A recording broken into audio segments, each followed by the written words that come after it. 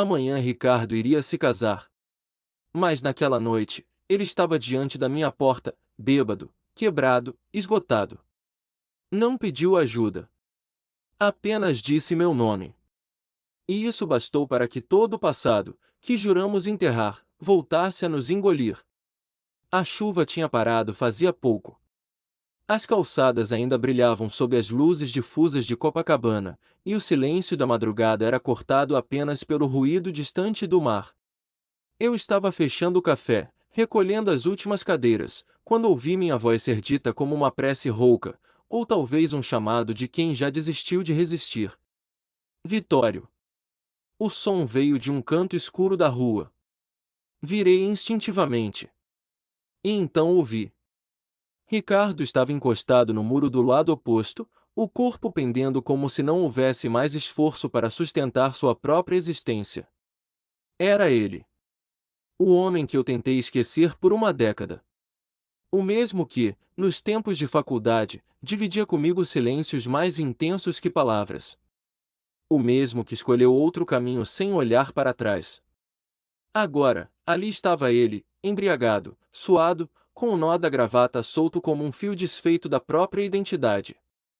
Levantei a tranca da porta, mas os olhos dele me prenderam. Ele tentou sorrir, mas falhou. Tentou falar mais alguma coisa, mas apenas balançou a cabeça, como se admitisse não saber por onde começar. A travessia até ele durou segundos, mas pareceram anos. Quando me aproximei, o cheiro de álcool era forte. Os olhos, turvos, buscavam algo em mim, talvez abrigo, talvez perdão. Mas ele não pediu desculpas. Não explicou. Apenas deixou o corpo tombar e, por reflexo, estendi os braços. Ele se apoiou em mim com um peso que ia além do físico, era o peso de tudo que nunca foi dito. Murmurou, entre pausas e soluços mal contidos, que o casamento seria no dia seguinte. Disse o nome da noiva com a voz de quem recita uma sentença. Falou do pai, do legado, das aparências. Cada palavra era uma lâmina fina, que cortava sem pressa. Não disse que me amava. Nem que sentia saudade.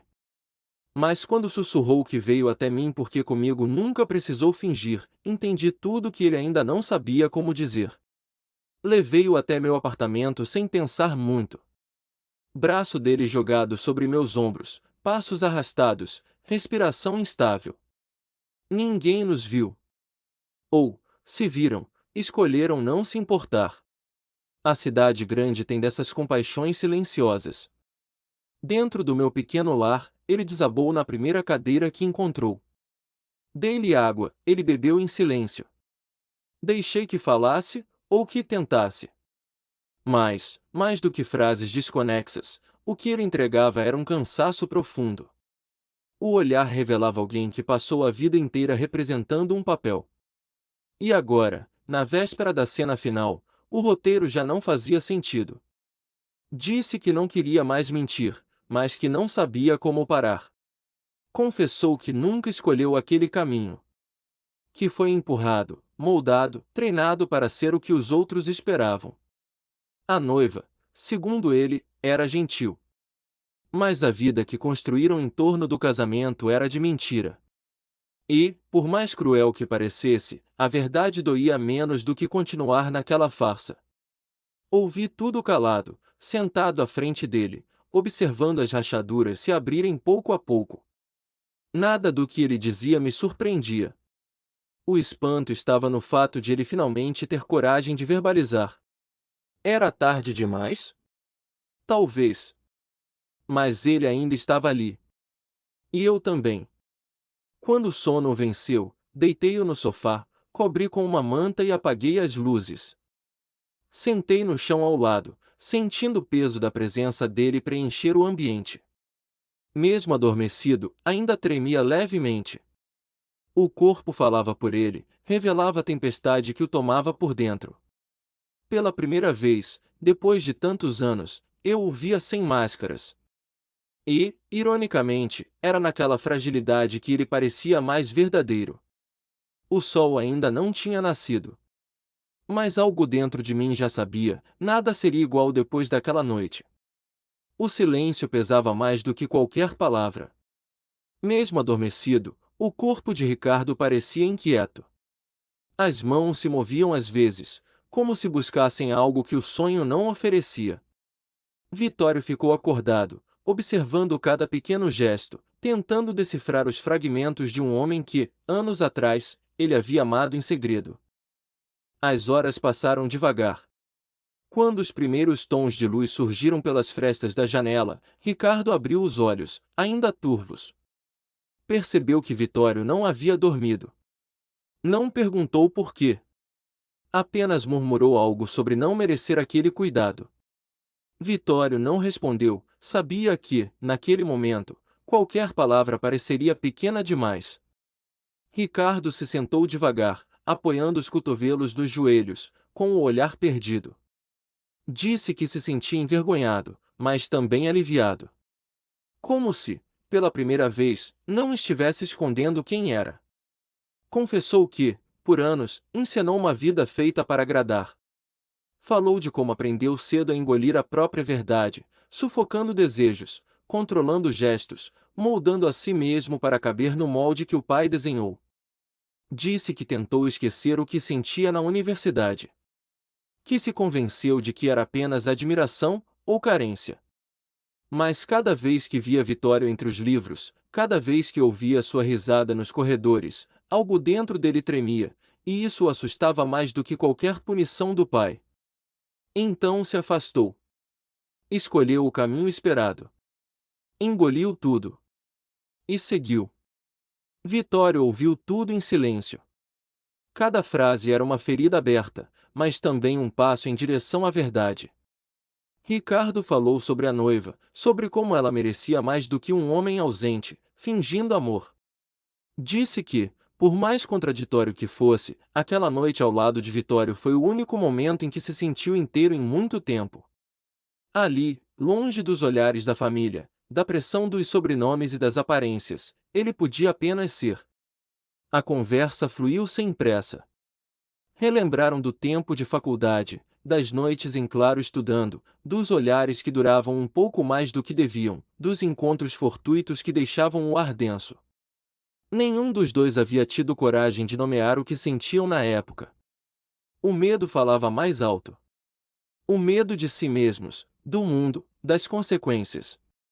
Agora, anos depois, não havia mais espaço para fugir. Ricardo admitiu que passou boa parte da vida se odiando por não conseguir corresponder às expectativas. Carregava a culpa por não amar como se esperava, por desejar o que era proibido, por trair uma imagem que nem ele mesmo escolheu vestir. Era como viver em uma peça que nunca ensaiou, e errar a cada cena. Vitório, ainda calado, se aproximou. Não com promessas ou julgamentos, mas com uma presença firme, como quem diz, estou aqui, mesmo assim. E, naquele gesto contido, Ricardo sentiu algo quebrar por dentro. Não era dor. Era alívio. Eles não se abraçaram. Não se beijaram. Mas havia algo ali, uma ligação reencontrada, crua e silenciosa. Pela primeira vez, Ricardo permitia que alguém visse as ruínas por dentro. E Vitório não se afastou. A noite, que começou como fuga, tornou-se espelho. Ricardo viu em Vitório não apenas o passado, mas a chance de um recomeço. Ainda havia medo, claro. Mas agora, esse medo dividia espaço com outra coisa, esperança. O relógio marcava pouco depois das 9 quando Ricardo se levantou do sofá. O corpo ainda parecia cansado, mas o olhar tinha mudado. Não havia mais hesitação nos gestos. Ele sabia o que precisava fazer. Disse a Vitório, sem rodeios, que iria ao hotel encontrar o pai. Não para obedecer, mas para dizer a verdade. O caminho até lá foi silencioso. O trânsito matinal avançava lentamente pelas ruas do centro do Rio, indiferente ao turbilhão que se formava dentro dele. Vitório o acompanhava de perto, sem interferir. Respeitava aquele momento como quem assiste alguém caminhar para um abismo, torcendo para que, no fundo, haja chão. O hotel estava em plena movimentação. Funcionários arrumavam flores, parentes circulavam apressados, alguns já vestidos para a cerimônia. Quando Ricardo entrou, os olhares se voltaram imediatamente. Havia algo de errado nele. Estava ali cedo demais. Sem a postura ensaiada, sem o sorriso mecânico. Era como se carregasse nas costas o prenúncio de uma tragédia discreta. No fim do saguão, o pai o aguardava. Imóvel, com os braços cruzados e a expressão controlada, mas tensa. Aproximou-se devagar, como se já soubesse que algo estava prestes a sair do roteiro. Ricardo não esperou perguntas. Informou, com voz firme, que não se casaria. Disse que não podia mais continuar fingindo. Não pediu compreensão. Apenas comunicou. A reação foi imediata. O pai, tomado por uma fúria contida, tentou interrompê-lo, mas Ricardo seguiu. Declarou, diante dos presentes, que havia passado anos sendo o que esperavam dele, e que aquilo o havia destruído por dentro. As palavras ecoaram pelo saguão, calando conversas, congelando passos. Alguns convidados recuaram discretamente. Outros fingiram não ouvir. Havia um desconforto coletivo, como se todos estivessem testemunhando algo que não deveria acontecer em público. O pai, agora visivelmente abalado, respondeu com frieza.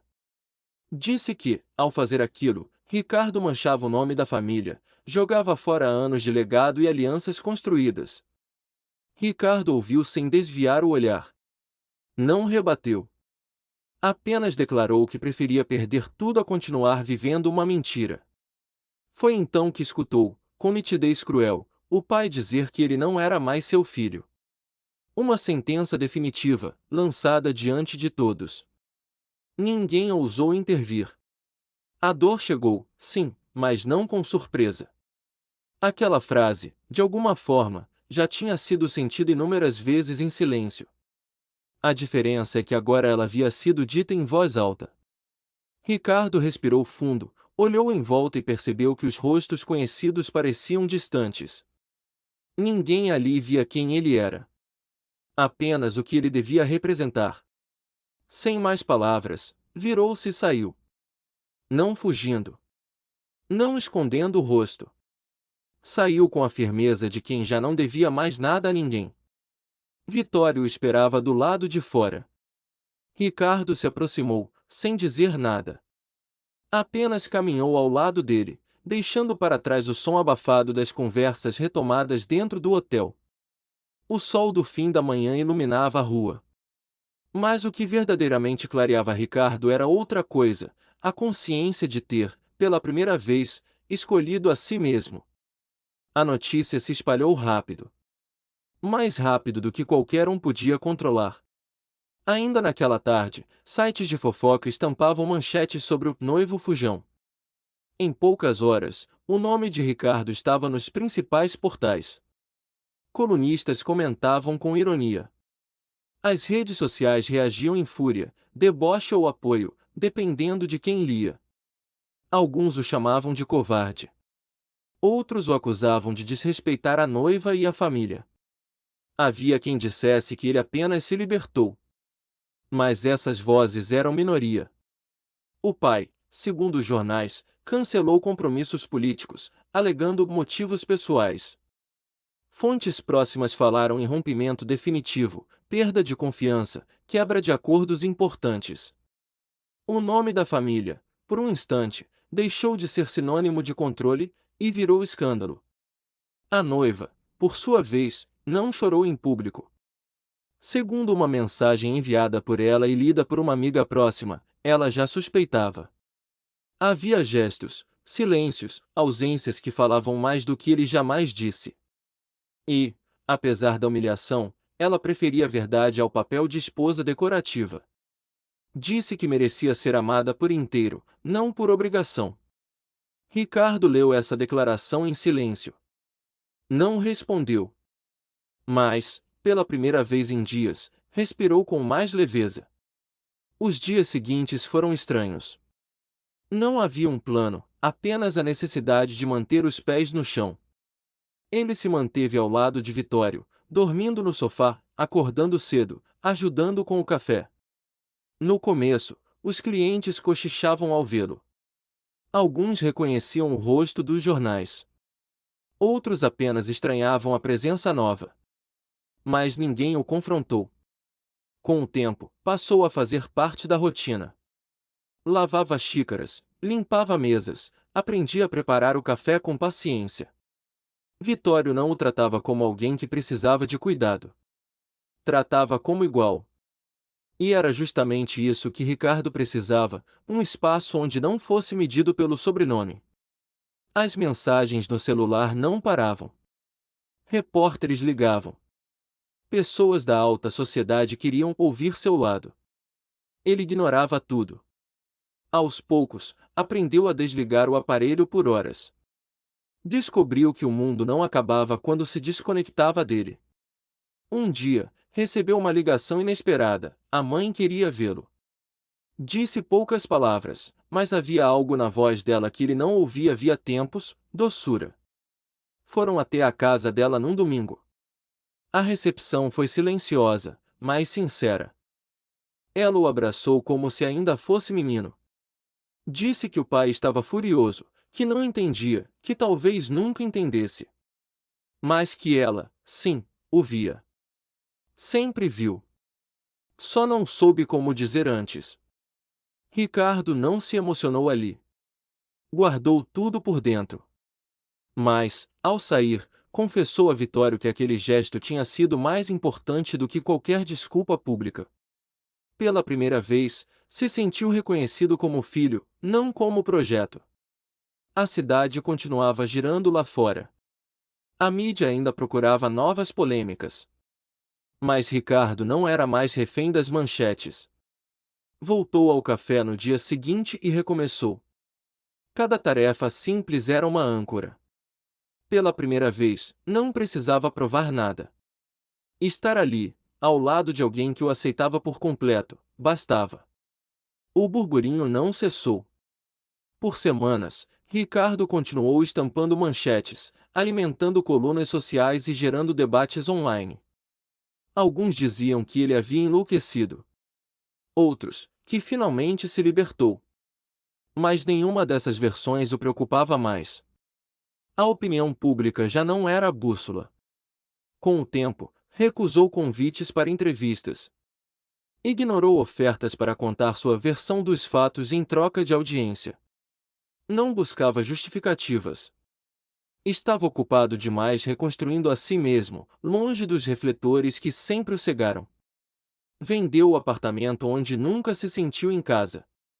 Deixou para trás móveis caros, lembranças frias e vistas panorâmicas que não ofereciam refúgio algum.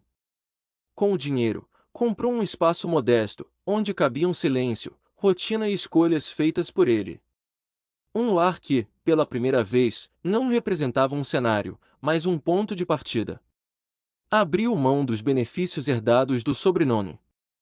Renunciou aos contratos vinculados ao nome do pai, às sociedades que exigiam silêncio em troca de status.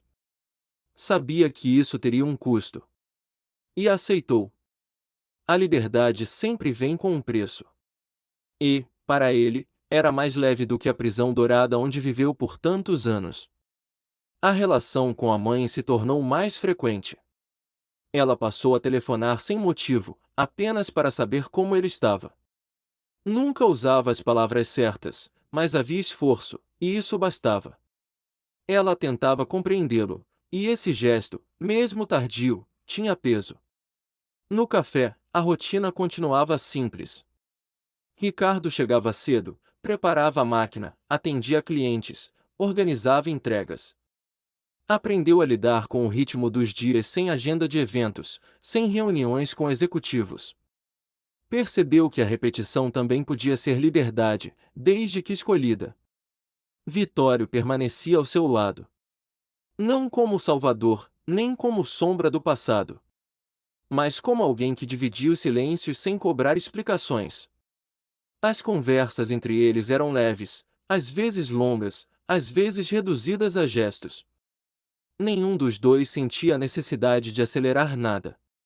Não havia urgência. O tempo agora era aliado, não ameaça. Certa tarde, Ricardo comentou que gostaria de transformar o pequeno imóvel em um espaço só deles. Um lugar onde pudessem tomar café pela manhã sem pressa, ouvir música baixa à noite, e olhar para o futuro com calma. Vitório apenas assentiu. Nenhuma grande promessa foi feita, mas o entendimento estava ali, sólido, tranquilo, real. Os jornais, aos poucos, perderam o interesse. O escândalo deu lugar a novos dramas. A cidade seguiu seu curso. Mas, para Ricardo, nada mais era como antes. Ele não era mais o homem que buscava aprovação em olhares alheios. Agora, ao se ver no espelho, reconhecia quem o observava de volta. Os dias começaram a ter outra temperatura. Havia espaço para a respiração. Havia pausas. Havia paz. E em meio a essa simplicidade redescoberta, entre uma xícara de café e um sorriso compartilhado, Ricardo entendeu que o amor que sempre procurou não precisava ser grandioso. Bastava ser verdadeiro.